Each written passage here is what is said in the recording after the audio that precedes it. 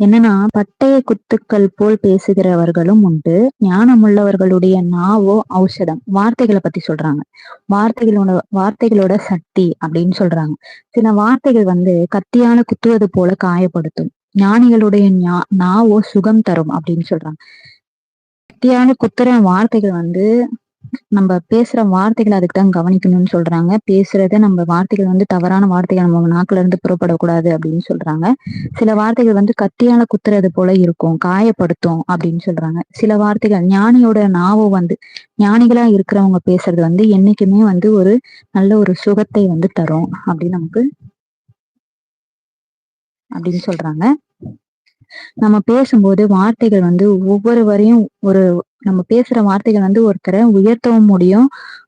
அந்த மனுஷனோட உள்ளத்தை உடைக்கவும் செய்யும் அப்படின்றாங்க. நம்ம வார்த்தைகள் எதிர்க்க இருக்க நம்ம ஒருத்தரை உயர்த்தவும் முடியும் நம்ம வார்த்தைகள்னால.